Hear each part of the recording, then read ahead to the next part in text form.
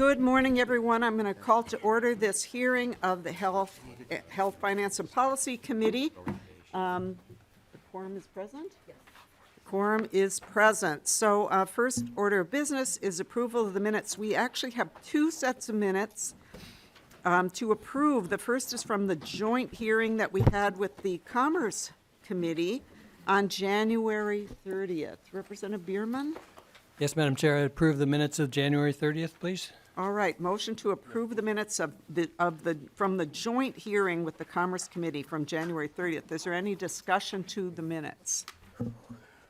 Seeing none, all in favor of approval, please say aye. Aye. Any opposed? The motion prevails, and those minutes are approved. And then we have the minutes from this committee from February 9th. Representative Bierman. Madam Chair, I make a motion to approve the minutes from February 9th. All right, thank you. So those minutes are before us. Any discussion to the minutes of February 9th? Oh, should be 14th. Yeah, I just had it wrong. Oh, sorry, February 14th. I've got we've got to make sure that we're moving the right minutes here. Let me just make sure. Yes, February 14th. How could we forget? Valentine's Day. So the motion is to approve the minutes of February 14th that are in your packet. So any discussion to those minutes? Seeing none, all in favor, please say aye. Aye. Any opposed? The motion prevails, and the minutes of February 14th are also approved. Thank you very much. Okay. First on our agenda today, we're going to hear House File 693. Right, and Representative Fischer? Oh, okay, so, all right, we're going to start prior to House File 693. We're going to have a little bit of an intro presentation. And, oh good, Representative Fischer is here too. So, welcome to the committee, and please go ahead. And members, just because this session we didn't do a whole bunch of introductory meetings and overviews and so on, we're trying to give folks a little bit of background as we take up bills that are related to these different areas. So that's why we're doing this. It's a little bit abbreviated, but that's our goal here. So welcome. Go ahead, please. Thank you, Madam Chair, committee members. For the record, my name is PJ Weiner. I'm a manager within the Department of Human Services Healthcare Administration. And Ms. Weiner, please, yeah, Closer, these mics right. in this room are so not good, so please talk. Is this a little better? That is Okay, better, thank you. Fantastic, thank you. Okay, so I'm going to do a quick overview of managed care for the committee this morning. I will be skipping through some of the slides in the interest of time today, but the full slide deck should be available to all of you in your packets this morning. So to begin, how Minnesota purchases health care for our medical assistance enrollees. Currently, around 15% of enrollees are in the fee-for-service program, which is where DHS processes claims and pays providers directly for services. And that means that 85% of medical assistance enrollees are in the managed care program, where DHS pays managed care organizations to provide benefits for enrollees. That's where MCOs, as we call them, managed care organizations, process claims and pay providers directly. The state contracts with managed care organizations to deliver provider networks that can vary from the fee-for-service provider network, payment arrangements, which again can vary from the fee-for-service contracted rates, and care coordination and disease management for complex cases. So I'm going to skip to who is covered through managed care. Our managed care programs are broken up into 3 different contracts. We have our Families and Children's contract, which covers the PMAP medical assistance program, parents, children, and adults without children who are eligible for medical assistance based on income. And MinnesotaCare is also covered through this contract. We have our seniors program, which covers people who are 65 and over, most of whom who have Medicare as their primary coverage. And we have two products for our seniors. Our M-Show product, which is for people who are dually eligible for Medicare and medical assistance and are enrolled in the same plan for both Medicare and medical assistance. And we also have our MSC Plus plan, which is just covers the medical assistance benefits. One thing we do want to note is that home and community-based services are actually covered through managed care for this population. So those are the elderly waiver services and PCA services as well. And that's a bit of a difference in terms of how those services are covered for other populations. The other program we have is our Special Needs Basic Care Program, which is for people with disabilities ages 18 to 64. Half of this population also has Medicare as their primary coverage. And as I indicated in this contract, only the what we call basic care services are covered, which are the basic medical care services. Home and community-based services are covered through fee-for-service for this population. And we do want to note that people enrolled or eligible for SMBC can opt out if they choose to do so. In managed care, the plans also provide care coordination and disease management to their enrolled population. MCOs are required to provide initial screenings for all enrollees to assess urgent and ongoing health care needs. They provide care management for their populations to ensure care is delivered and coordinated between settings and payers. And they provide disease management for people with chronic or complex illnesses. And we should also mention that our seniors and SMBC programs both have enhanced care coordination activities due to the acuity of the population served in those programs. There are some flexibilities that exist within managed care solely, and we'll talk a little bit about those. Managed care plans are able to cover what we call in lieu of services. This is a federal benefit that's granted to managed care organizations, and it's a flexibility that allows plans to cover an alternative service if the enrollee wishes to do so in lieu of another service. And we wanted to call this out because one of the in lieu of services that we're able to cover and get federal funding for are limited stays within IMD facilities that usually are not able to be covered with federal dollars, and there are some state dollars granted for those services. IMD is what? IMD, you know, we love our acronyms.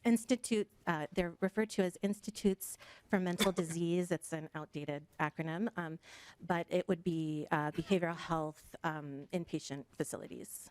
And I believe, I would have to check with my colleagues, the definition is it has to have at least 16 beds, which is the definition of an IMD.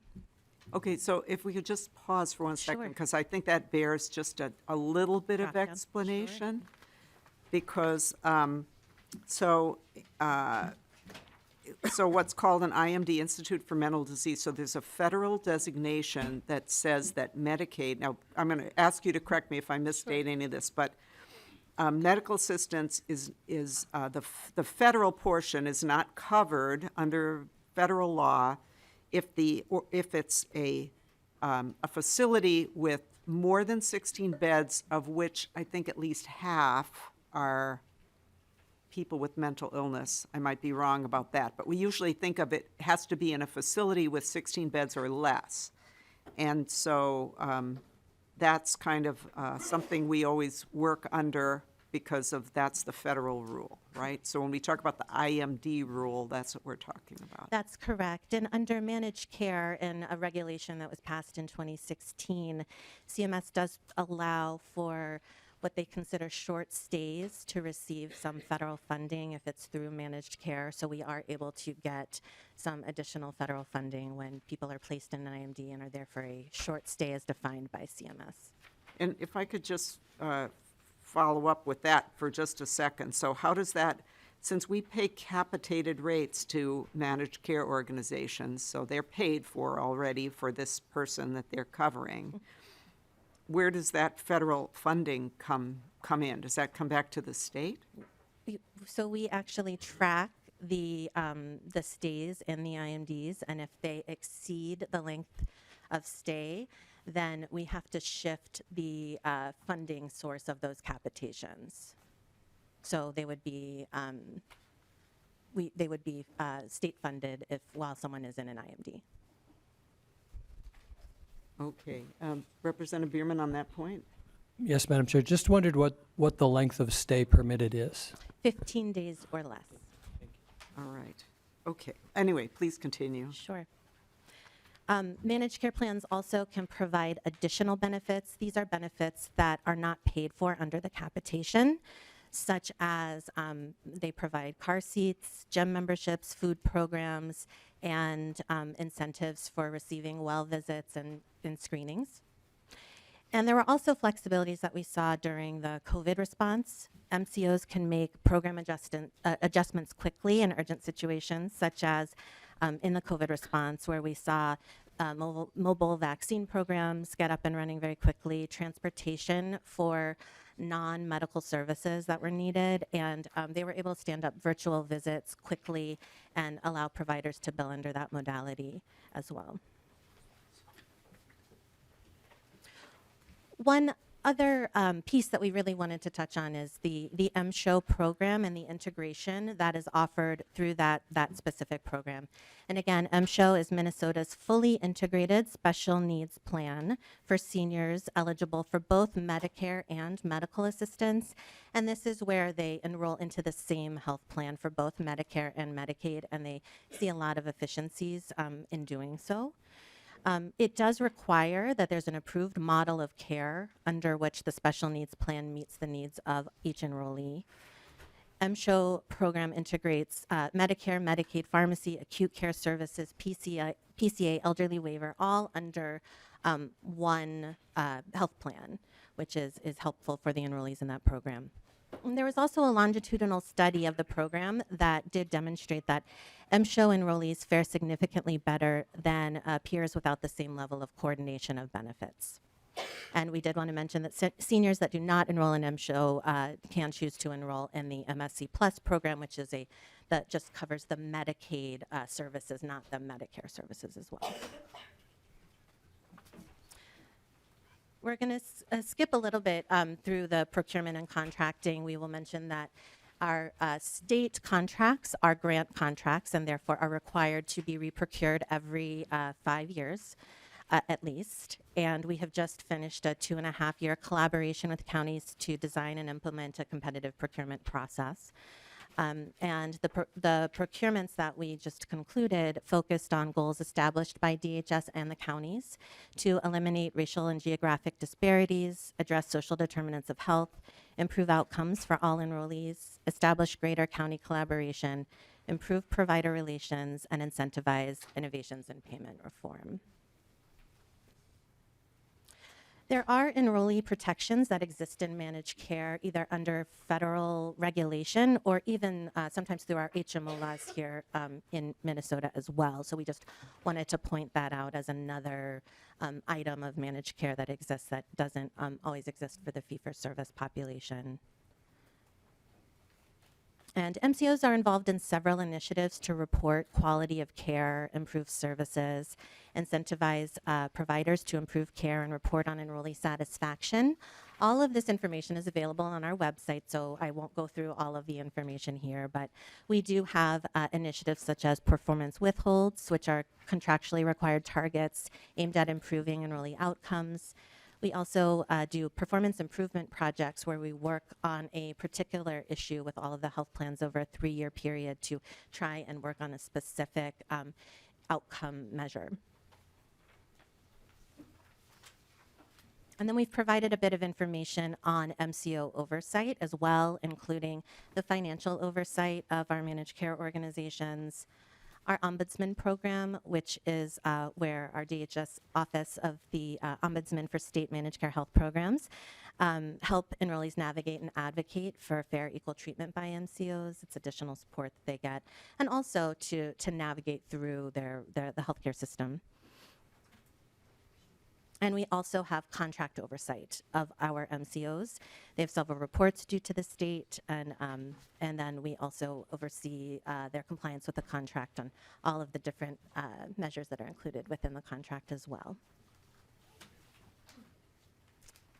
And so we were asked to keep this to 10 minutes. I went a little over, so I did breeze through a few things there, but we're happy to answer any questions. All right, well, thank you very much for your presentation. Probably my fault that you went over, so no worries there. But thank you. If you could stay around, because I think we may have questions later, but I think I would like to get to Representative Fischer's bill. So, Representative Fischer.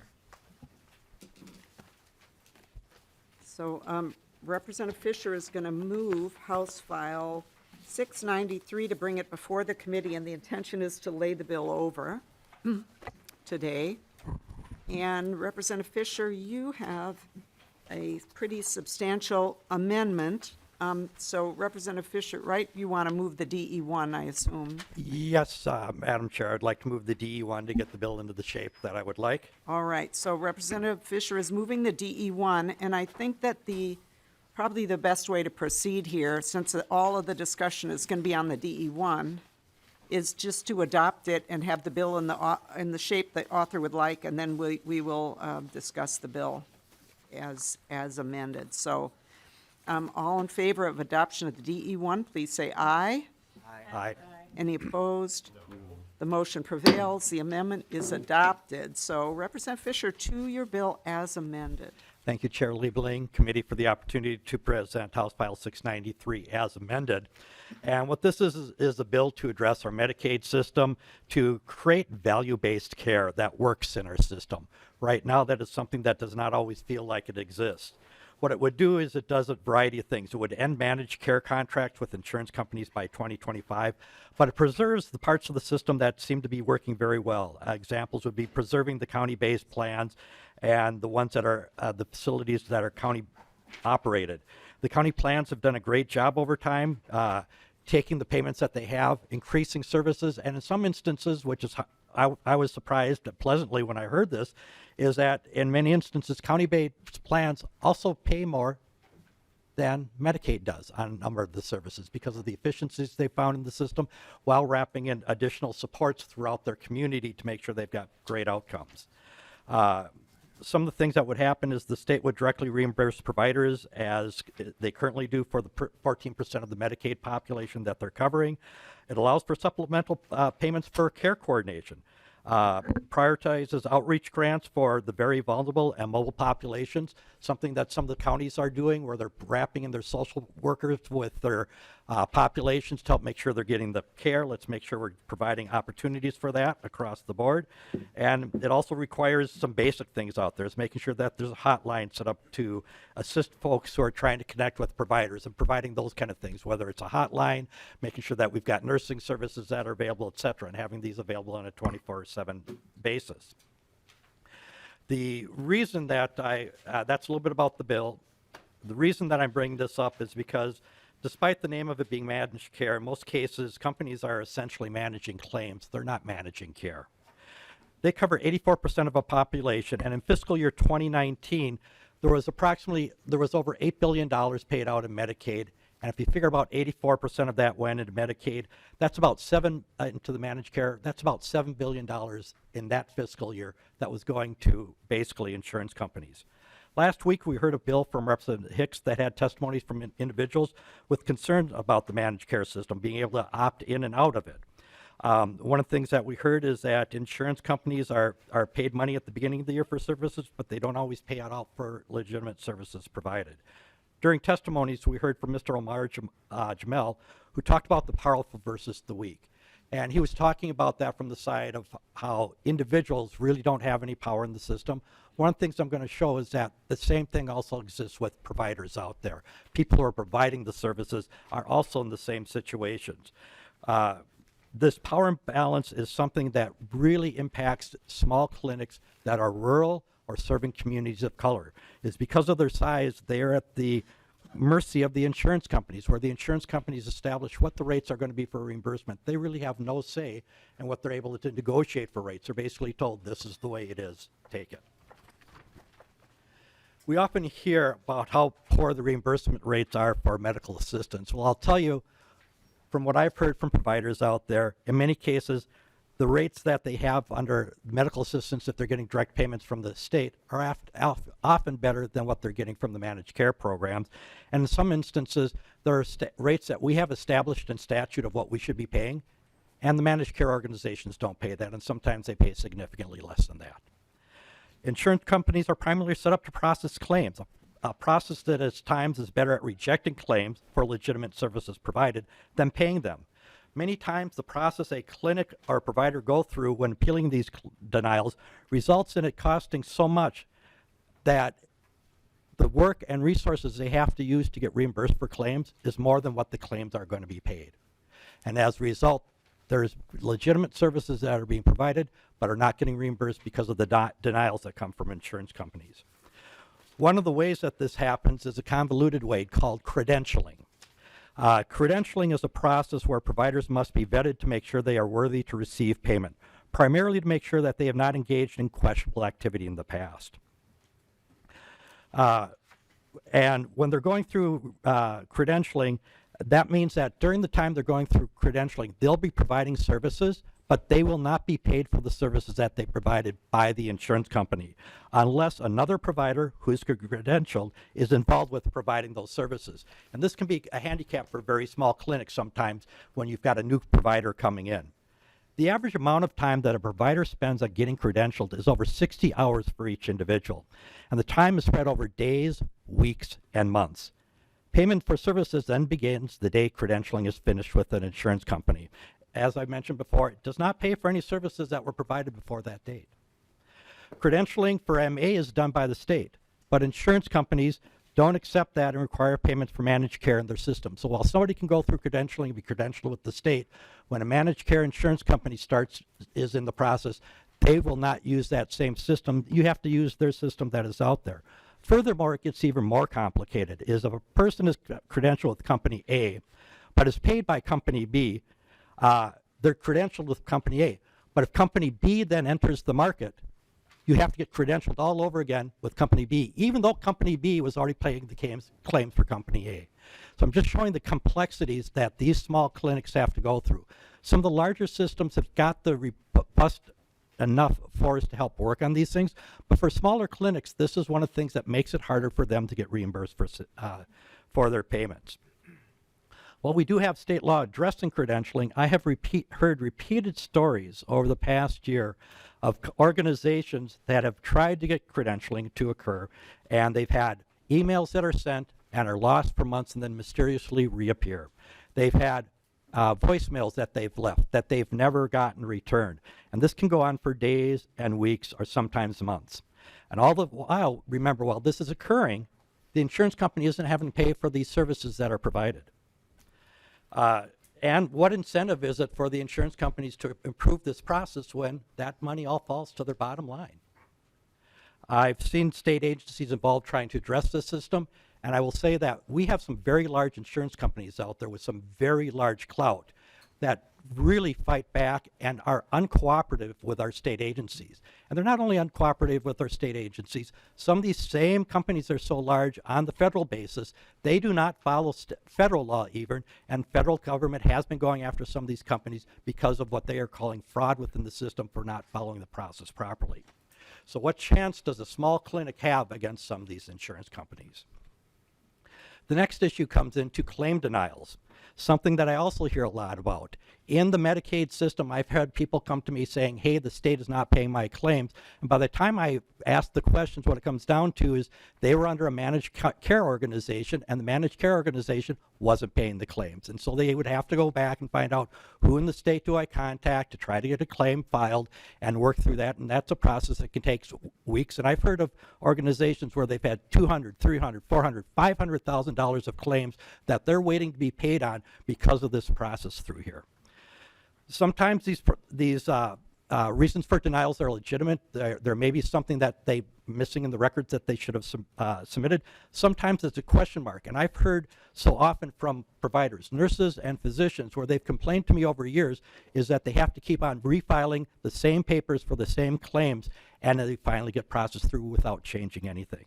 And so what I'm trying to show is how complex the system is using the managed care organizations. I will say from my experience, I found it's much easier to work with the state directly on their claims than it is to work with an insurance company. And I've heard similar from other organizations. Basically what ends up happening, and I'm going to cut it a little shorter there because there's a lot more I could go into here, is that what it comes down to is eventually it puts the situation where these small clinics who are providing services to the most vulnerable in our society, whether they're rural clinics or in populations of color, end up being in a situation where they are forced into a situation, do they close or are they forced to sell to a bigger chain because they are no longer viable? So while the insurance companies will be up here saying all the great things that they do, the question I will bring to you, is it really a great service that is happening if in the end result is we have the small clinics who can really do great service in the individual clinics, in the individual communities, if they end up closing because they're not being paid for legitimate services that they're entitled to? And I will pause there and allow the testifiers to come up. All right, thank you very much, Representative Fischer. And this is a big, big issue. And you've managed to compress a lot of it in a small time, and appreciate that. I mean, members just need to understand, you know, as these issues come before us, you know, it's hard sometimes to understand the difference of scale of some of these things we're talking about. This is an enormous issue for the state. As you mentioned, it's a lot of money that goes through this system, and a lot of people. What is it now? It's something like 1.5 or 1.4 million Minnesotans are on these public programs. So we're talking about essentially how we deliver care to all of these Minnesotans who are on our public programs, and how the costs are being allocated. So thank you so much. Okay, first for testimony here, we have Rochelle Westland. Yeah, welcome. And I'm going to ask the testifiers to keep your testimony very brief. We're kind of running a little bit behind here. If you can do it in about 2 minutes, that would be great. So welcome to the committee. Thank you. Am I close enough? Yeah. Okay, my name is Rochelle Westland, and I'm the Director of Public Policy at the Minnesota Association of Community Health Centers. Thank you for the opportunity today to testify on House File 693 as amended. Because of time, I will be briefly focusing my comments on Sections 3 and 4. MinAC represents the state's 17 federally qualified health centers, or the FQHCs, and their patients. Collectively, the state's FQHCs serve nearly 200,000 individuals in rural and urban communities, and nearly 50% of our patients are enrolled in Medicaid or MinnesotaCare. FQHCs provide a primary medical, behavioral health, and oral health services regardless of ability to pay. And for over 5 decades, FQHCs have tailored our services to address the social drivers of our patients' health outcomes. We deploy socioeconomic screening tools and find that our patients, on average, have at least 7 social drivers of health, ranging from housing instability, food issues, domestic violence, or transportation. This bill focuses on helping to fund some of the work that we do every day. Specifically, the supplemental payments outlined in Subdivision 3 allows funding for the work FQHCs do to address these socioeconomic issues and the associated costs. Then Subdivision 4 recognizes a core component of the FQHC care model, specifically what we refer to as enabling services, and these services allow patients to access upstream primary care.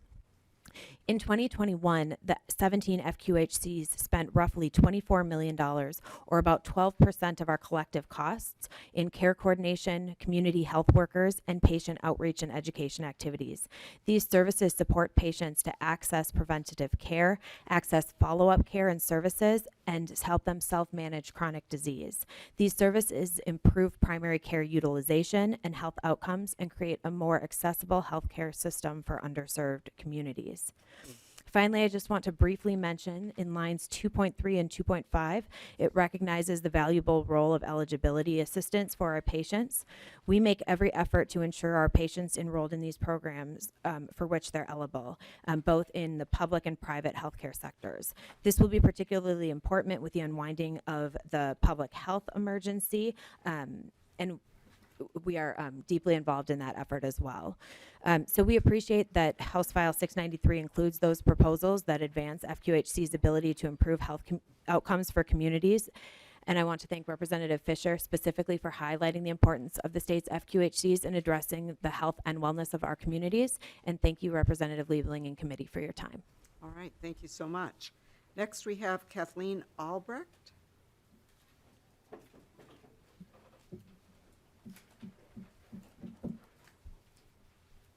Welcome to the committee.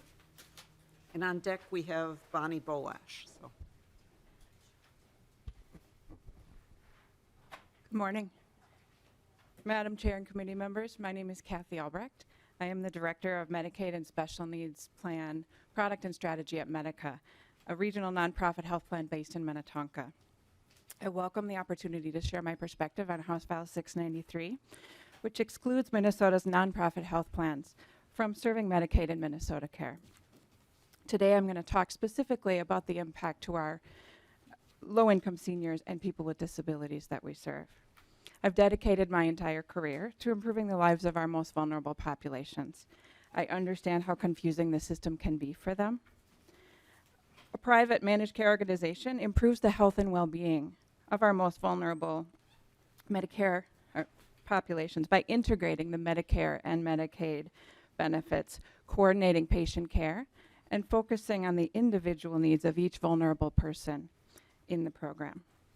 Studies of our integrated care approach to vulnerable population are numerous.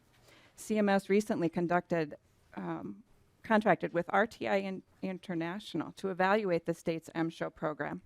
And the study found that MSHO is widely considered a model of Medicare and Medicaid integration with a high degree of integration and high enrollment. The study compared it with a non-integrated approach and found that MSHO enrollees had less hospitalization and emergency department use and greater use of ambulatory care and home and community-based services. Inserted with my testimony is a page from this study showing examples of how managed care organizations have worked within the MSHO program. I encourage you to read this sheet to understand the positive impact of Medica's private health plans are having on low-income seniors and what will go away for nearly all low-income seniors if this bill passes. Do managed care organizations have room for improvement? Absolutely. However, in Minnesota, we've always prided ourselves on taking an innovative, collaborative approach. When we attend national meetings, the Minnesota model is held up as a national leader. Our state should not be moving backwards while other states are striving to achieve what we have already accomplished together in Minnesota. I'm testifying in opposition to House File 693, not due to the impact it would have on my company, but on behalf of the vulnerable people my team and I serve every day. Passage of this bill will create confusion, poorer health outcomes, and greater strife for them. Please do not enact this bill into law. Thank you, Madam Chair and members of for the opportunity. thank you for your testimony. Next, we have Bonnie Bolash.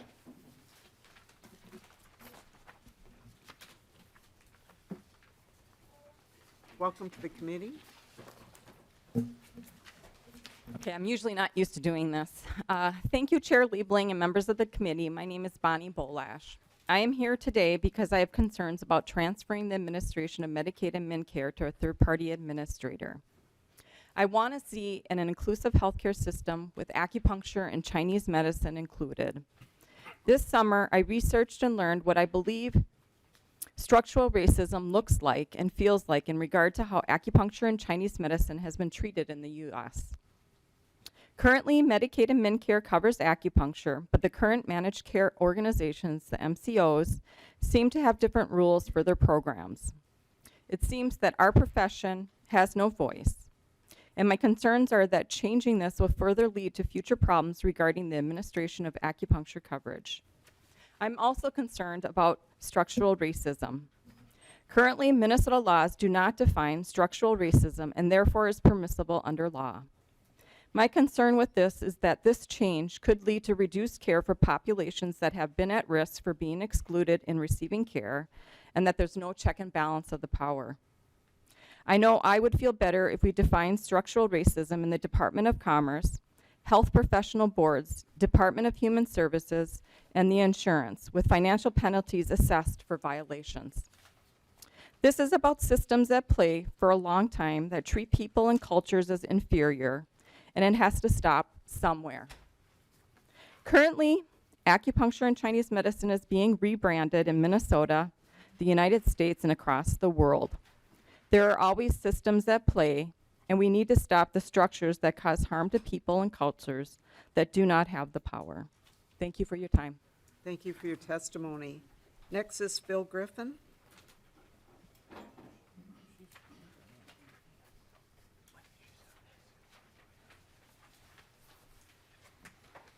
Welcome to the committee. Thank you, Madam Chair, members of the committee.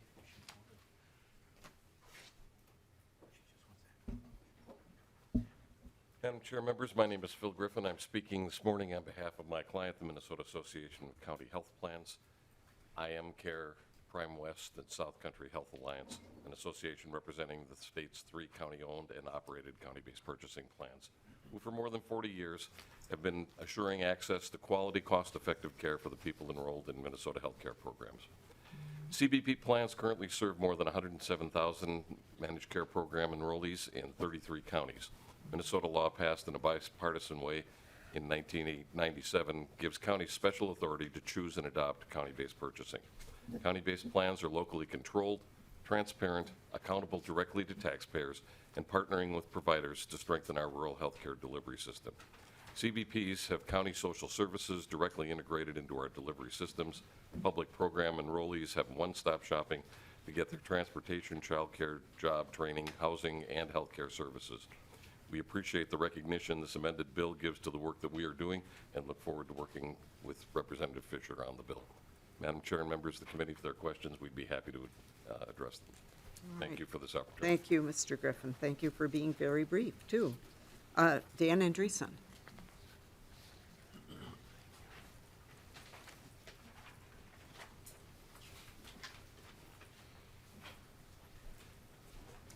Welcome to the committee.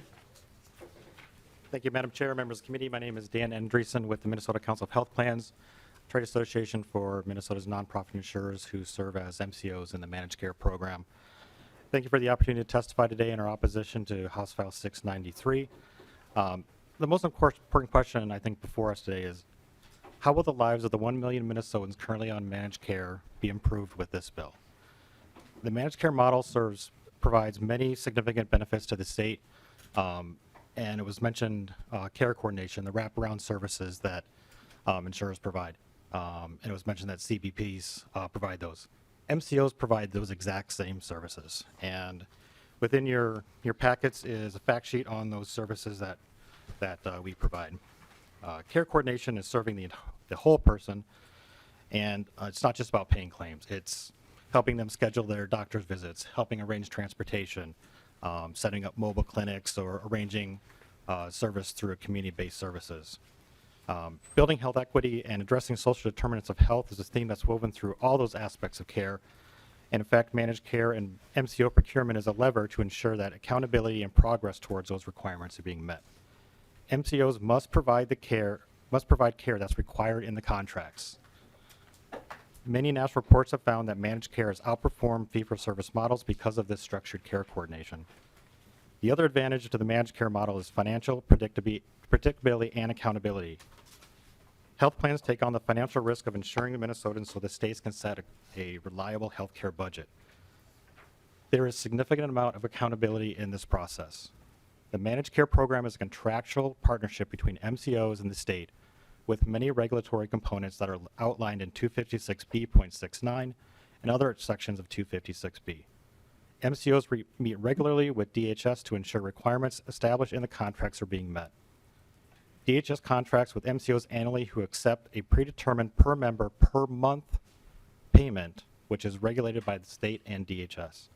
These capitated payments have requirements on how much must be spent on health care, and if an MCO does not meet those requirements, they have to return the payments to the state, and this has happened in the past.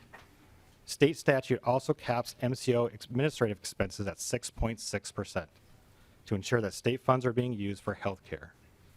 MCO contracts include performance targets and quality improvement goals, and DHS ensures MCOs meet those standards through the use of payment withholds. MCOs are regularly audited for financial accountability and frequently send claims data to DHS, including an annual report on provider reimbursement rates. Again, in closing, how will the lives of the 1 million Minnesotans currently on managed care be improved with the elimination of managed care? The state went to managed care model for a good reason, and going backwards is the wrong direction. Thank you. Thank you, Mr. Andreessen. And lastly, we have Joel Euland.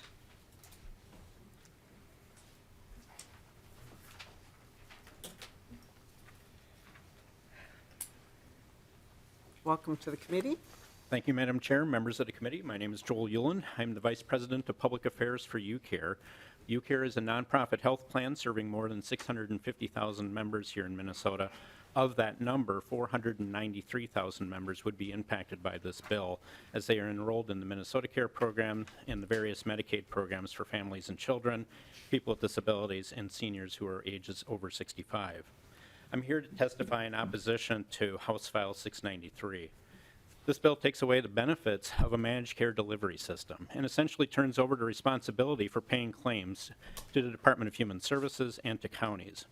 Now, we are still working to understand the impacts of the delete all amendment that was just offered, but it is hard to believe that CMS would approve a plan that would limit the choices for members.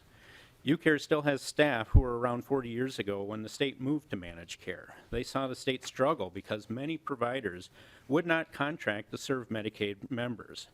At one point in Anoka County, there was only one family physician in the county who would accept Medicaid patients, and no obstetricians that were available in Ramsey County. I worked for 13 years for a statewide disability organization prior to coming to UCare. I saw young people with disabilities in institutional settings because there were few options available for them to move into the community. In the early 2000s, UCare stepped up, partnered with the state, and created a program for people with disabilities to help them become more independent and to help improve the health outcomes for those members. This program established the building blocks for the Special Needs Basic Care program, currently serving people with disabilities in managed care.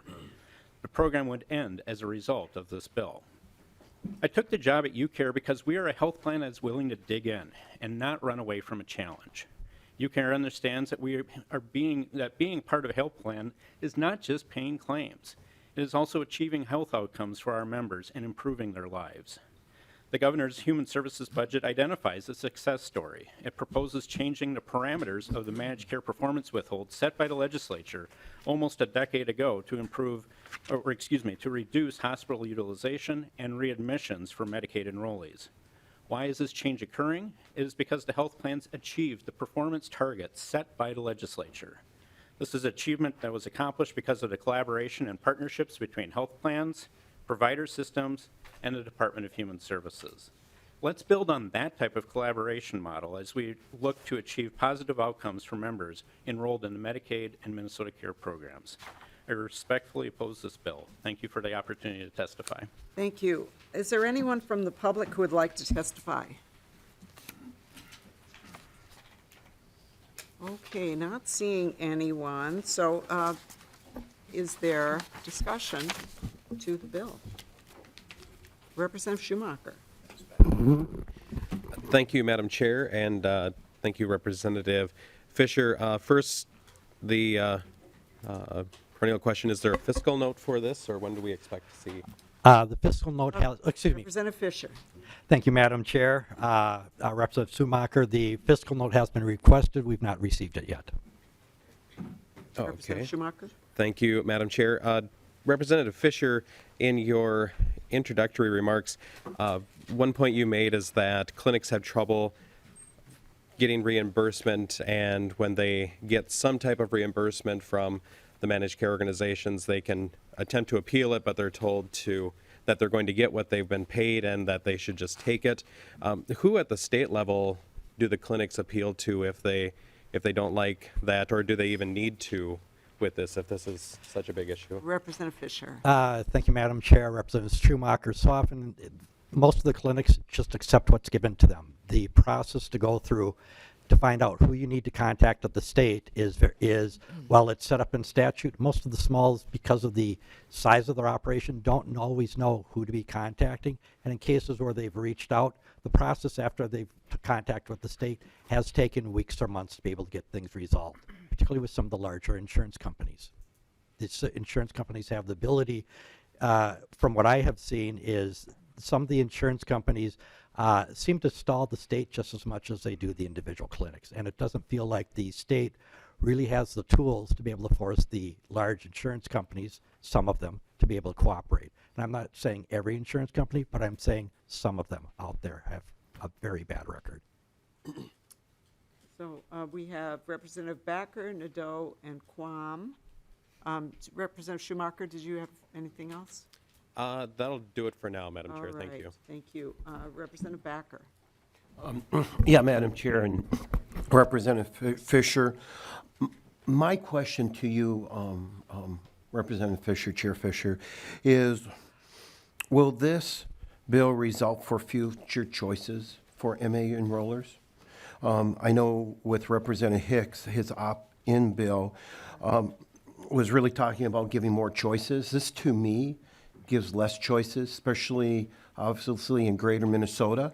So that would be my first question there, Chair Fischer. Representative Fischer. Thank you, Chair Liebling and Representative Backer. In some ways, it provides the same choices as it does now. As you heard through some of the testimony here, that we've got county-based plans that we're preserving. And in those areas, the county-based plans are still going to be able to operate and provide the services, and they are basically the only ones. Or you've got the option where they may go to medical assistance. What we're trying to do is reform the system here, taking a look at what has worked over time and providing good outcomes to what we have right now. And I think we've seen some evolution occurring. And I think the important thing is to take a look at is if we have choices out there, but it jeopardizes and causes a part of the system to collapse that is still independent and is also still providing services to the most vulnerable populations, not only in the metro area, but also throughout the state. Is that really a good system? Then if it causes those independents to go away, we see what's happening in the healthcare system as we have these large organizations coming in, taking over parts of our our medical system. You take a look at the mergers that have occurred out there with promises we're not going to close things, and they do. And what ends up happening is these small clinics may not be able to continue to survive because of the payment reimbursements, et cetera, something we want to address in this bill.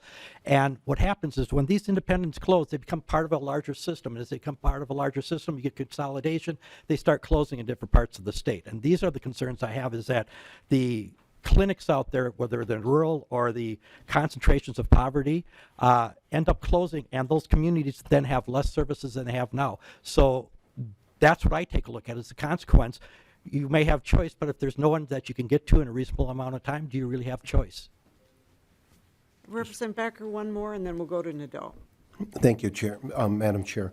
And I appreciate that, Chair Fischer. The challenge is you said that they'll have potential choices, but as a EMS provider, government is not easier to work with, okay? I have seen that. I will recognize that HMOs and even other insurance companies can be difficult, but there are a lot of examples that they have been easier to work with. I find that if I have a constituent that has a challenge, there are times that I can get through a private identity quicker than your government agency. So though I love county-based programs, believe me, Prime West does a wonderful job, but it's not through the whole state. We only have 3 county-based programs. So my concern is that we are taking the HMOs, eliminating that, and we have one big brother and sister that becomes less responsive, Chair Fischer. That is my concern. I agree with you that we should provide better health care, 100%. I just don't see the track record. I can name concerns with the agency that I have heard from constituents that they will provide better care. So that's my concern with that, and we can have a private conversation offline on that, but that's my concern, and thank you, Madam Chair. All right, thank you, Representative Backer, I'm sorry, and I'm sure there'll be a lot of conversations. Representative Nadeau. Thank you, Madam Chair. And thanks for your passion on this issue, Representative Fischer. Minnesota, is kind of the envy of the nation, as far as having local Minnesota-based companies that are willing to step up and provide care, and they've done it for years. You get outside of, these areas, it's dominated by, large, massively large, that you were alluding to, big national companies, and the blues, basically. We have lots of options here. And more people at the table, is always better than less. And I appreciate the DE amendment that recognizes the value that county-based purchasing provides, that recognizes the value that Hennepin Health has done, the work that's been done to drive outcomes in really disparate populations. And increased access. And now it's time to work on affordability. And I see that you're trying to simplify the system, reduce some of the, maybe what you consider to be, dollars that are wasted outside of the healthcare system. And I appreciate that, but I find it difficult to look at this and say that, the plans that have always been there to collaborate, they've even begrudgingly sometimes, but they've always been there. They've always pulled their sleeves up. They've always focused on what the legislature, what the governor, what the people of Minnesota wanted to provide, to provide those options. And I couldn't be more opposed to moving down the avenue where our public program participants have one option. That is not good anywhere. I don't care if it's Hennepin County, if it's in greater Minnesota, having one option to choose from will never drive. It might lower costs, maybe. We'll see in the fiscal note. I'm glad that this is being laid over, but if there's a problem with denials, for example, as you alluded to, we can solve that. Let's put a system together that actually addresses that in a real way. I was talking to somebody the other day. 1% of denials get appealed. 75% of those appeals get overturned.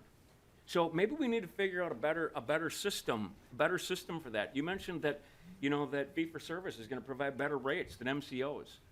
I haven't seen that. I'd love to see the evidence of that. So we can look at that. And if that's accurate, that's another option that we can look at. And credentialing. If under fee-for-service versus MCO operations, if we can provide a more efficient, effective way to credential, that is our job. That's easily solved. That's easily solved. And then my final thing, and I really hope that I can continue to talk with you about this, because I do want to make sure that we improve outcomes for Minnesota families, is that there's no language in the bill seeking the federal waiver. I think we're going to need that. I don't know if it was alluded to, in the testimony anywhere, but I can't imagine that CMS is going to. Maybe they would. I don't know. But if nothing else, I think that should be added to the bill as well.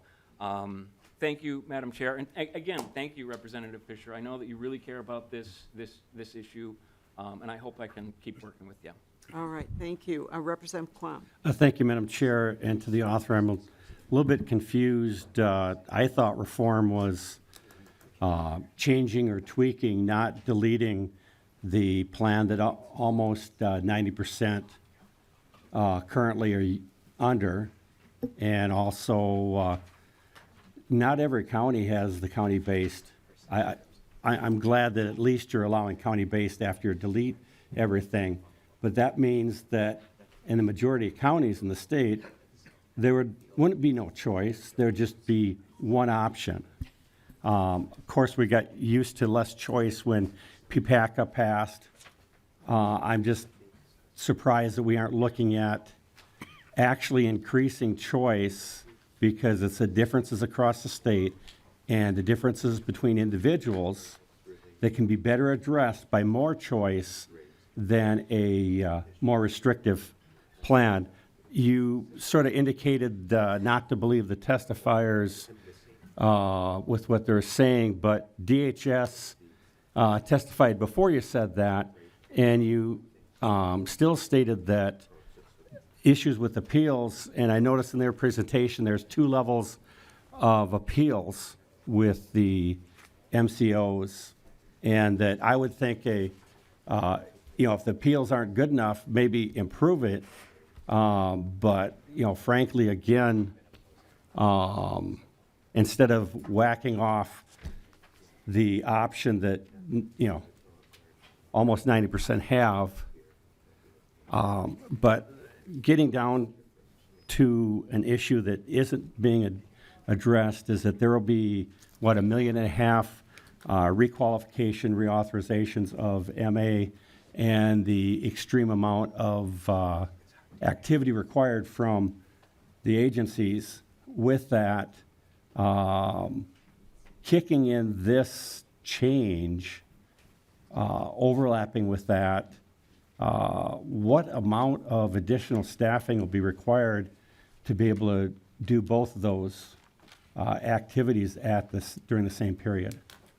So Representative Quam, we don't have a fiscal note yet. I think you're asking a question that would be answered in the fiscal note, so. Madam Chair, if you're doing a huge bill like this, you really ought to be talking to the departments, and one of the main questions you ask the department is, in order to implement this, how many FTEs during the transition? And have that discussion. Is there anything else going on during this time period we should be concerned about? I would think that would be something the author would have done. I'll let Representative Fischer respond, but, just to say that's what fiscal notes are for. But Representative Fischer. Thank you, Chair Liebling, Representative Schumacher. I have been in contact with the department. Whoops. Yeah. Where is that? Quam. Oh, I'm sorry. I'm sorry. I'm looking at Schumacher. I apologize, Representative Quam.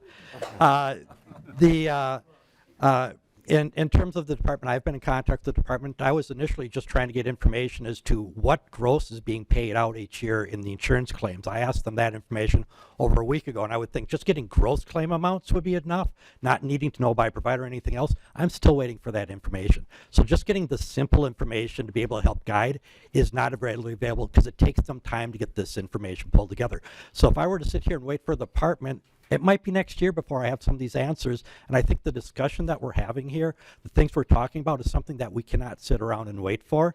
And where this comes into is that our system has changed greatly over the last couple of decades in terms of how the insurance companies are operating. And as you have consolidations and the power is transferring from the smalls, even from the states, to these larger corporations. And as an example, I'm going to highlight United Healthcare. This is an article that came out from NPR on the 2nd of this month, where United Healthcare's efforts is they have hired doctors out there to deny claims coming in after a doctor has provided the service and says the person needs the service, and United Healthcare has said, no, we're not going to provide it because our doctor says you shouldn't have provided those services. So the services were provided, the patient was being taken care of, and the insurance company has refused to pay it. And this is what's going on, and this is one of the actors that is in our NCO system right now. So I have very low confidence that when the services are being provided, they're actually going to get paid for. And this is part of the reason I'm bringing it up and why we're having this discussion, because there are some good things out there. And I'm highlighting the county plans out there. You're right, we don't have them across the state, but how would the system look differently if we had those kind of plans throughout the state? We might be in a different situation because the counties are reaching out to populations right now that the NCOs aren't. You take a look at the social workers they have that are working with the homeless populations, the mobile populations, those who've got SUDs. They're connecting them with the services on a holistic basis. And I think this is where we need to be going to be able to provide that service. And that's something that the insurance companies just aren't going to be able to do. I'm taking a look at a vision of where we can take the system, seeing the good things that are starting to happen and evolve it. Okay. And I'm sorry, We're going to have went to off get there. to the end of the discussion here because we do have other bills, but Representative Ryer is next. Thank you, Madam Chair, and I'm hoping I can have 2 questions. Please, Thank you. go ahead. First of all, I just want to make a comment that we've been people who have talked about limits on choice, and to me, direct payment opens up choice. It allows people to have more control over who they want to see and where they wish to receive care. So going to my first question is about the county-based purchasing. I've seen that really advance over the years. I'm going to say since 1997 when I was working at Blue Cross, and it really took off then. I'm wondering, for counties that don't have that now, is there any type of technical support that you'd envision, any kind of way to encourage that? Because I think the integration of the county services, the public health resources, the human services resource is very powerful. So that's one question I have, Representative Fischer. Representative Fischer. Thank you, Chair Liebling, Chair and Representative Breyer. Great suggestion. This is part of what I'm looking for as we're having the discussion here of things to incorporate in. I think that's a great idea, is providing ways to help support the creation of more of these county programs in a way that is proved working elsewhere. All right, Representative Breyer. Thank you, Madam Chair. My last question is about Subdivision 3. The provider reimbursement and supplemental payments for care coordination and additional services. To me, when I have thought about this, and I've thought about this kind of change to the healthcare system many times over the years, even prior to being a legislator, and one of the pieces was the need for people with complex medical situations and life situations that combine with their medical needs.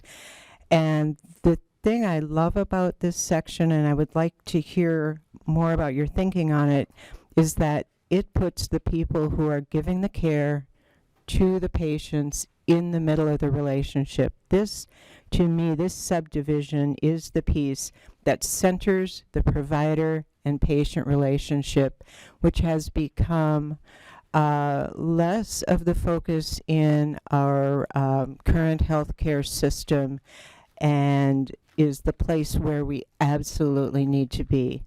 So Representative Fischer, if you could talk about how you see that playing out and provide a little more detail about it, I'd appreciate that. Thank you. Right. And you know what, we're gonna kind of come to the end. So what I'm gonna do, I just want to make one statement, and then we'll let Representative Fischer close, and maybe he can incorporate that into his closing statement, if that's okay. So and I'm so glad, Representative Breyer, that you mentioned about this issue about options, which has come up a couple times in this hearing. I think that if we were to poll Minnesotans and say, what does it mean to you to have options?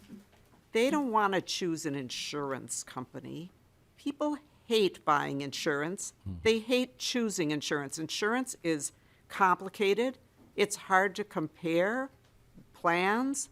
What people want choice of is their doctor, is their healthcare provider, is their facility that they can go to. Which hospital are you going to go to? Not which insurance company are you going to choose. And what we're doing in our current system is forcing people to, everyone by definition is on a public program. It's the same public program. We're then forcing them to choose an insurance company. And we didn't get into the data on this here, but you know, there are rules about what the choices are and how it gets presented to people and what happens if they don't choose. And it would be interesting to find out how many people just don't choose and then get put into an insurance company. So I think that this idea that people really want to pick their insurer is a myth, I would say. But anyway, to you, Representative Fischer, to close. Thank you, Madam Chair, Representative Breyer, and committee. This is what it's all about, is what you hit on, is how do we make sure that we've got the right care being provided and making it centered around the individual, the person providing the services. And that's why we've expanded so much in some of these other areas, is looping in for people who are very mobile, for people who are very vulnerable. They don't always have the capacity to help do that, and making sure that we've got those services that are wrap around to make sure that we do a better job going forward. And I will stop there. Thank you for the opportunity. I'm looking forward to the continued discussion. All right, thank you so much, Representative Fischer. So House File 693 as amended is laid over. Thank you. All right, we will now go to House File 474, Representative Huot. Thank you for your patience, Representative Huot. We are a little bit behind. Welcome back to the committee. And so the chair will move that House File 474 be laid over for possible inclusion. And Representative Huot, please go ahead, present your bill. Thank you, Madam Chair, Vice Chair Bierman, and Lead Schumacher. I appreciate being back home again. I will consider this committee home, and you'll probably see me a few more times. This bill, I'm going to take you to a place that some of you have been. Others are going to go there, but we all will have this discussion. You get called into a family conference. The family conference exists of a nurse, a doctor, maybe a spiritual leader, and a social worker. And you have that hard discussion. And there's not a dry eye in the place when you have this discussion about end-of-life care. And it's really important that the end-of-life care is in the control of the patient. And this is where the patient actually gets an input, or the patient's directives are put in place to say, you know what, if I were to start going down a hole that would, I couldn't sustain life anymore, I either want you to go ahead and resuscitate me, or, you know what, I don't. So bring it to today. As an EMS worker, I have been involved with many of these, I've been involved, unfortunately, with a number of family gatherings where we had to make this decision for loved ones, but I've been involved more as an EMT, where you would end up getting called when someone has this order. However, the family panicked a little bit because the order does not say do not make comfortable. It means basically you're not going to do certain things. But the family's not comfortable with what's going on. The EMS gets involved. You get there and they say, we have what they call a do not resuscitate, do not intubate order. But if we don't have the order, and we know what every EMT learns this really quick, paramedic, nurse, doctor, knows exactly what that order looks like. If that order is not present, we have to resuscitate.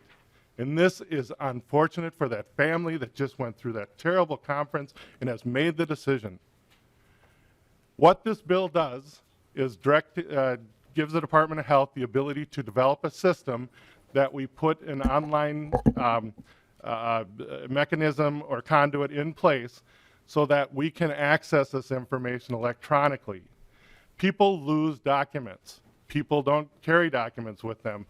This would help us so the medics, EMTs, police officers, first responders, and yes, even doctors and clinics would have the data they need. This is not what I'm hearing about, because I think we have one opposition on this, which is the Catholic Conference, not the church. The conference has written a letter on this to say this is some kind of death registry. That is so untrue. To get to this point, you have to go through many, many levels. The doctors have to agree. You have to agree. Other people like social workers and psychologists have to agree that this is probably the best option. And how would you want it to be your own good? How would you want this? That's what you have to look at, is yourself and your family and your kids making this decision. So Madam Chair, I really appreciate that you're going to hold this over. There is going to be a fiscal note because we are developing a committee. And I think that not a committee, we're looking for them to form a task group to put the scaffolding in place to get this going. So back to you, Madam Chair. All right, thank you very much, Representative Huot. So we do have one testifier, I believe, and that is Dr. Nicholson. Why don't we have Dr. Nicholson come testify, and then we'll go to questions. So welcome to the committee. Please just state your name and go ahead. Yeah, Madam Chair and members, my name is Will Nicholson. I'm a family physician and a hospitalist practicing in the East Metro, and I'm the president of the Minnesota Medical Association. I want to take just a brief second to acknowledge all the amazing work that physicians, frontline healthcare providers, and families do to try to make the best possible outcome for end-of-life care. It's happening today in Minnesota. It often takes heroic effort, and this will help these people deliver better care for their loved ones. I'm here to support House File 474. This bill is needed to ensure that my patients' health care decisions at the end of life are known and followed. PULST empowers patients. That acronym stands for Provider Orders for Life-Sustaining Treatment, or POLST. That's the sort of professional parlance that we use to talk about these orders. These are a critical tool that physicians and patients use to document patient preferences for the treatment they want at the end of life. They are medical orders, and they have been widely used in Minnesota by hospitals, long-term care facilities, and medical professionals, plus EMS, for well over 10 years. They're used to indicate the type of care that a patient desires, such as whether to resuscitate or not, whether to intubate or not, and whether to go to the hospital at all. Currently, most POLST orders exist as paper forms. Yes, paper. Patients keep copies of these forms. However, the copies, as noted, can be misplaced, damaged, or become otherwise inaccessible. If an emergency medical personnel or an emergency department does not have access to the POLST form, medical orders may unintentionally go unfollowed, and the patient may receive treatment that they do not want. These end-of-life decisions are agonizing. They're not easy to make. They take great effort and great emotion.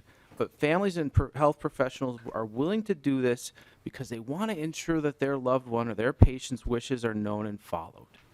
You can imagine the frustration if a patient wakes up in a hospital bed after specifically outlining in their POLST with a medical order that they do not want to be transported outside of their home. These gaps can be extremely traumatic for patients, for their families, and even for the healthcare providers when they realize the patient's wishes have not been followed and we've delivered care that they did not want.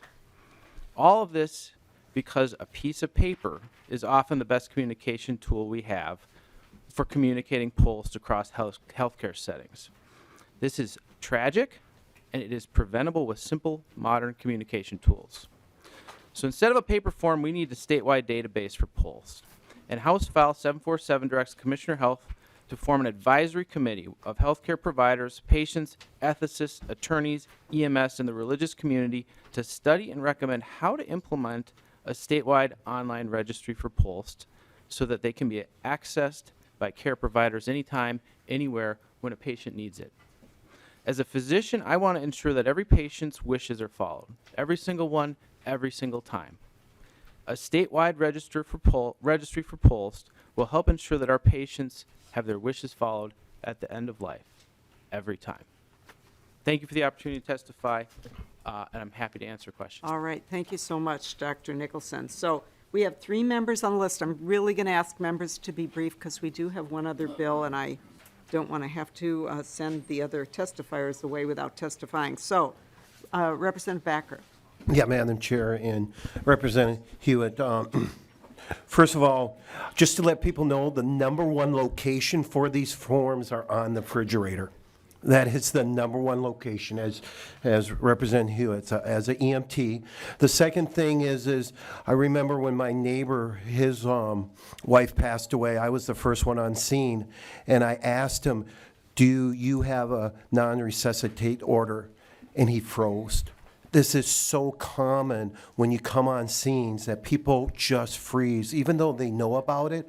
But when the event happens, they are just, I've seen it many times over the last 28 years. So I do support this. The only concern that I have is that obviously we don't always get accurate information because we have family members who want you to do everything for mom and dad, and then you have another family member who says, we have this document, and they can't find it. So as an EMS personnel, we are obligated, morally obligated to provide life-saving care. But that database has to be accurate. So I would really like to continue to work on it. I've been in those extremely difficult situations, extremely. Had to run like that just 5 weeks ago over the weekend, because when I get back, I serve. So thank you for the bill. Want to continue to work with the author on that bill to make sure that that database has the accurate information from the patient and not others. So thank you. All right, thank you very much, Representative Packer. Representative Bierman. Thank you, Madam Chair. Thank you, Representative Hewitt, for bringing this bill forward. I just had a conversation with a constituent last week who had been to the doctor and received a document to fill out end-of-life things, and one of the things she said was, I don't want resuscitation. Where do you think I should put this document so family members can find it? And I suggested the refrigerator, but having had this conversation previously. But I just want to thank you for doing this. I in fact told her about this hearing, and I told her that hopefully we'd have a system in place soon, and she's very appreciative. Thank you. All right, thank you, Representative Bierman. Representative Elkins. Thank you, Madam Chair. Is this one working? Is this working? No. No. No. Is this better? Not really. Not really. I think the ones on the Republican side are working and the DFL not. Maybe we should switch sides. Go ahead, Representative Elkins. Okay, so I'm just going to talk loud. How's that? I've got my typical wonky technical question. So I have an advanced care directive, and it has been scanned, and there is a copy of the scanned document associated with my electronic health record in my primary care physician's instance of Epic. So the way I'm reading this, and correct me if I'm wrong, but the way I'm interpreting this is that instead of that, you would create an order record in the electronic health system, so that rather than it being an image of a paper document, it would be literally an order that would be stored in the electronic health record, and the objective here would be to make that order accessible to other providers. Representative Hewitt. Madam Chair, Representative Elkins, kinda. That's why we're getting the stakeholder group together of physicians, of EMS providers, all of them. This is beyond the record. This is actually a record that would be kept that we can access through the state database, that if I'm going to a run, I'll be able to pull that up, or at the run, I'd be able to pull it up. I don't have access to your medical records even as an ambulance person. Doesn't happen. But this is something that we think we should have access to. All right, Representative Elkins. Quick follow-up. I think you're probably going to also have to look at the Minnesota Health Records Act. That might be a barrier as well. Okay, thank you for that. Okay, and Representative Bonner, final statement question. Thank you, and I'll try to be brief. I think one of the other pieces that really hasn't been mentioned in this conversation is about bringing this back to being a person-centered approach. I've mentioned many times my mother was a nurse, ER, urgent care, and cardiac critical care. You have folks who are very, very sick, and she has counseled many, many families on what it looks like in those moments where there are critical decisions to be made and making sure wishes are represented. But what we missed here is that we often have these conversations about what it looks like, for example, to be resuscitated, right? If you're elderly, there can be a great deal of bruising, there can be pain, there can be a number of different things that can happen physically, mentally, and emotionally when someone is resuscitated. And so I really applaud the idea of being able to have this because, to your point, in that moment, when the life is on the line, when things are difficult, and we rely on children in a stressful situation, we are placing an undue burden on those individuals to be responsible for the wishes of their loved one. And for that individual, it is paramount that they want their wishes to be represented and to take that burden off of their family. And so I really applaud this effort, and I want to thank you for the bill. All right, thank you. Closing comment, Representative Hewitt. Madam Chair and committee members, thank you again. We heard this bill last year. I'm hoping you can support it in your bigger bill. As you heard, it's a very, we need something like this to move forward, and I'm looking forward to working with Representative Backer on where we have to go with this. So thank you, Madam Chair, and thank you for your consideration. Thank you very much. So House File 474 is laid over for possible inclusion. So we will move now to House File 732, Representative Herr. And just to give members, we may run over just a few minutes on this hearing to make sure we cover House File 732.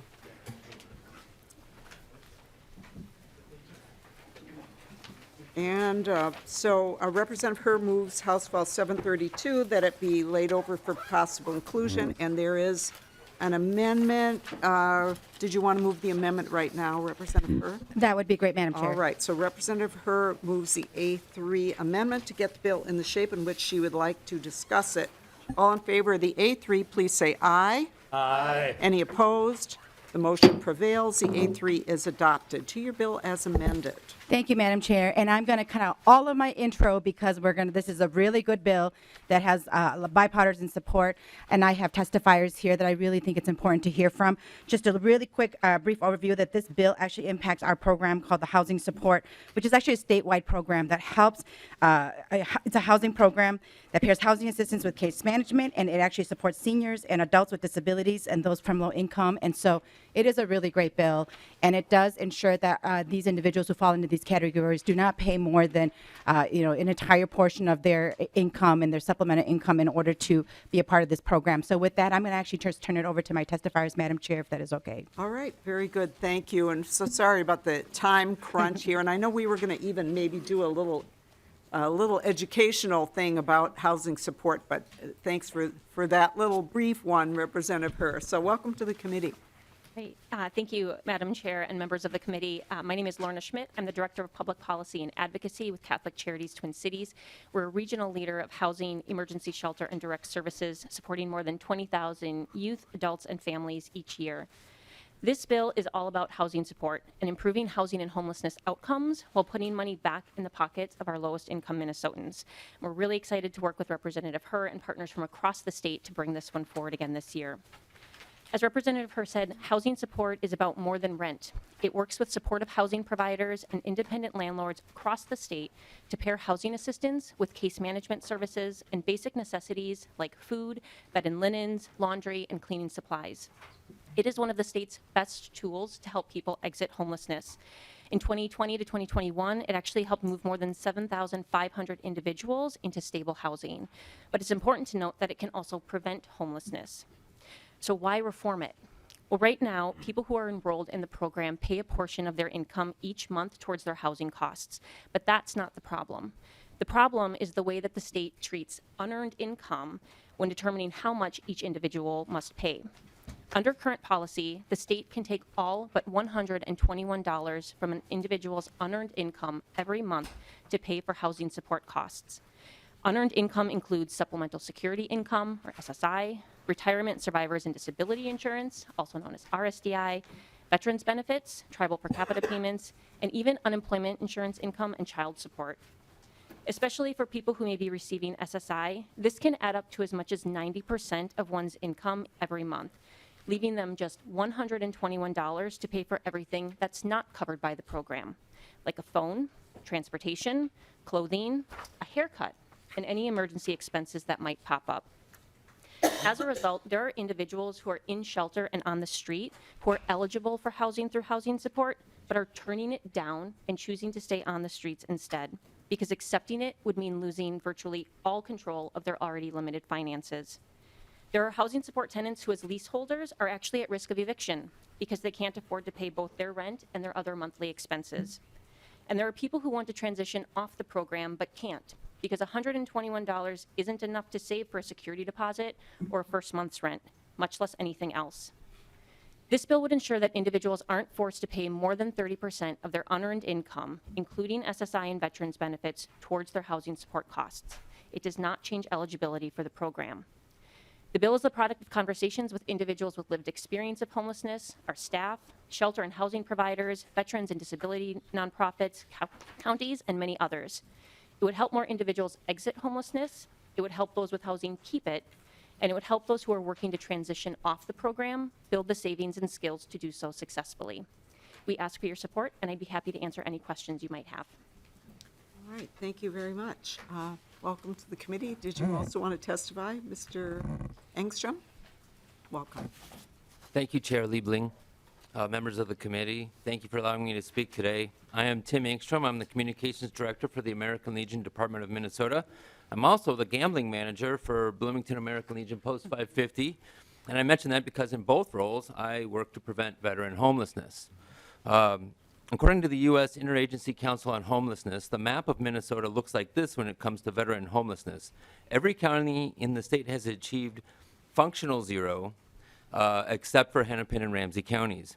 Functional zero means the resources are in place to find shelter for homeless veterans as the various nonprofits and government agencies dealing with homelessness discover them. No one is left to remain outside unless they really, really want to. A nationwide goal among the good folks working with the overall unsheltered and homeless population is this. If we can tackle veteran homelessness first, then it provides a model for us to tackle all homelessness, to achieve functional zero for all homelessness. So the veterans who experience homelessness, they often struggle with barriers, as you know, drugs, alcohol, and other things. But it's not always those things. You know, you can't always picture everybody being the same. And for some of them, they have legal troubles or financial problems. An array of hope that they have is they still have their disability check, and some it's even their career pension check. The state calls these VA benefits unearned income, but ask any veteran across the United States and they will tell you that their benefits are very much earned. How many people in this room would lose an arm for their country? And if you did, would you like the state to take away your disability check? Well, the state requires they turn over their money except for $121 a month when they enter the services of a homeless shelter. You know, my fellow Minnesotans, these homeless veterans are making the same kitchen table decisions you and I make. Do I remain homeless and keep my money, or do I go into a shelter and lose it? This is a barrier our state puts in their way at a time that we have a large state surplus, no less. Removing it would go a long way toward helping Hennepin and Ramsey counties achieve the governor's goal of statewide functional zero. How many of you could get back on your feet if the state took 90% of your income? None of us could. How do we expect them to bounce back then? Please, let's do the right thing and pass this bill. Thank you. Thank you for very your much. So is there anyone else in the room who would like to testify on the bill? Not seeing anybody. Okay, so any member discussion? Representative Nadeau. Thank you, Madam Chair, and thank you, Representative Herr. I think this is a great bill. I think this is an important thing that we can do. It's a move in the right direction to try to ensure that we can provide more housing for a lot of those populations that struggle. I would love it, however, if we could, you know, we have a lot of these initiatives both at the county level and at the state level. I would love it if we could put a report in here, because we're basically we're increasing the amount of money that's being left in people's pockets, which is fantastic. It would be great if we could see a report on how that directly contributed to people staying in supportive housing. I would love to see that, and I think it would be super important as we move forward and identify those interventions that we put in place that are trying to move people into more stable housing. Thank you, Madam Chair. All right, thank you, Representative Nadeau. Representative Acom, did I see your hand? No? Okay. Any other member discussion? All right, final word, Representative Herr. Thank you, Chair Liebling and committee, for hearing this bill. Just in your packets, just so you know, you have a lot of support from partners, but also organizations representing just a wide variety of individuals with people with lived experiences, but also just across different advocacy group. And we have about 50 partners in this work. Representative Doe, I look forward to having conversation with you about how we can. There is some reporting already, but we can always do more to understand, the impact. So I'd love to work with you outside of committee. And this is a good bill, and it is being laid over, so we definitely have time to have a discussion. And we are still waiting our fiscal note, Chair, so hopefully we get a chance to revisit this and get it out of committee. But thank you so much for the support. All right, thank you, Representative Herr. So with that, House File 732 as amended is laid over for possible inclusion. So members, we have reached the end of our time. Obviously, we have one more bill we were going to hear. We keep kicking it over. It's mine, just to show I don't get priority here. But just please leave it in your packet so that we don't have to reprint the documents, if you would. So with that, thank you very much for everybody who presented and to all of our testifiers. We are adjourned.